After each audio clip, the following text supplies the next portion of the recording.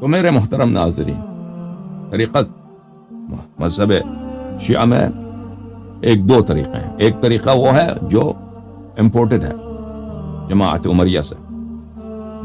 ہمیں حدیث نہیں سمجھ آ سکتی، ہم نے تو صرف تقلید کرنی. تو ان کے لیے کیا ثابت کریں گے؟ جب ان کو سمجھ ہی نہیں آ سکتی تو ان سے گفتگو کرنا ہی بیکار ہے. ان سے گفتگو کرنا ہی بیکار ہے، کیونکہ انہوں نے اپنے آپ ماتھے پہ لکھ دیا کہ جانور، ماتھے پہ لکھ دیا کہ ہم انسان نہیں ہیں. ہمیں سمجھ نہیں آ سکتی، ہمیں رسول صلی اللہ علیہ وسلم کی سنت سمجھ ہی نہیں آ سکتی، ہمیں اہل بیت علیہم السلام کی سنت سمجھ ہی نہیں آ سکتی، ان کی احادیث سمجھ ہی نہیں آ سکتی. ان سے دین لینا ہی نہیں ہم نے صرف مراجع سے لینا. اور یہ میں کوئی یہ جزاف نہیں کہہ رہا، میں کوئی باطل کام نہیں. ان کا طریقہ کار یہی ہے، تقلید کا مطلب یہی اور کچھ بھی نہیں ہے.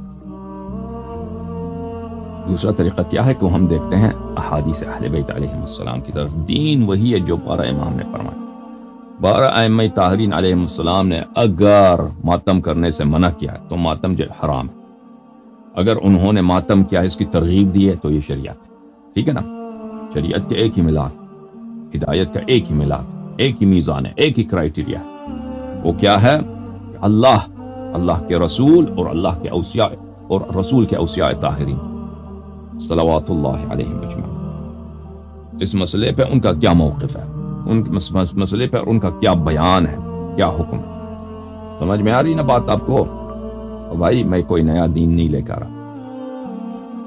لوگ سمجھتے ہیں کہ یہ کوئی اسرائیل کا ایجنڈا ہے، پتہ نہیں یہ کسی کا، اس کے پیچھے کانسپریسی ہے، اس کے پیچھے بہت ہی بڑا کوئی سازش ہوگی. یہ کوئی سازش وازش نہیں، یہ دین اس کے علاوہ ہے ہی نہیں، ہدایت اس کے علاوہ ہے ہی نہیں. بھائی بات بہت واضح ہے. تم اگر مسلمان ہو، تم اشہد ان علی ولی اللہ کہتے ہو، 12 اماموں کو مانتے ہو، سلام اللہ علی الائمۃ الطاہرین، تو اس بات میں کیوں کوئی شک ہے بھائی کہ دین اس کے علاوہ کسی چیز کا نام نہیں ہے. علماء کے فتوے یہ اس کو چھوڑ دو، ان کے نظریات، ان کی کوئی اہمیت نہیں ہے. آپ نے اتباع کرنی 12 ائمہ طاہرین علیہم السلام کی. ان مسئلے میں ان کا کیا فرمان ہے وہ آپ کو سمجھ بھی آ سکتی ہے، بشرط کہ کوئی آپ کو بتا دے. ہاں، علماء اگر فارغ ہو کے بیٹھ جائیں نا کہ آپ کو سمجھ ہی نہیں آ سکتے، ہم کیا بتائیں آپ کو. انہوں نے خود بھی کبھی محنت نہیں کیا، پڑھنے کی کوشش نہیں کی، کیونکہ ان کے اساتذہ نے ان کو بتایا کہ آپ کو تو سمجھ ہی نہیں آ سکتی، آپ مجتہد ہی نہیں ہیں. اگر یہ طریقہ کار ہو تو جی ہاں، کسی کو بھی نہیں سمجھ آ سکتی نا. اگر کوئی آپ کو نہ سکھا دے، نہ بتائے، وہ تو کسی کو سمجھ نہیں آ سکتی. لیکن وہ جو فرمان ائمہ علیہم السلام ہے وہ بہت واضح ہے، بشرط کہ کوئی آپ کو بتا دے، کوئی آپ کے لیے توضیح دے، شرح کر دے. سمجھ میں آئی نا بات آپ کو؟ تو میرے محترم ناظرین، اب سوال یہ ہوتا ہے کہ ہم ماتم کرتے ہیں، ہم سینہ زنی کرتے ہیں، ہم صورت پہ مارتے ہیں، ہم سر پہ مارتے ہیں، ٹھیک ہے نا؟ بہت سارے لوگ زنجیر مارتے ہیں، بہت سارے لوگ زنجیر بغیر چھری کے مارتے ہیں، بہت سارے لوگ زنجیر چھری کے ساتھ مارتے ہیں، بہت سارے لوگ ہیں جو سر پہ قمع مارتے ہیں، وہ تلوار ہوتا ہے، بڑا چاقو، بڑی چاقو ہوتی ہے، سر پہ مارتے ہیں.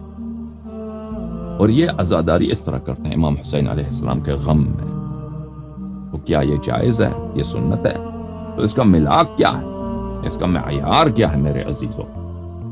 یاد رکھو، آپ غلام ہو کس کے غلام؟ علماء کے غلام ہو؟ بالکل نہیں. کس کے غلام ہو؟ آپ ائمہ طاہرین علیہ السلام کے غلام، ان کے نوکر، ان کے چاکر، ان کے تم غلام ابن غلام ہو. اور میں بھی ان کا غلام ابن غلام ہوں.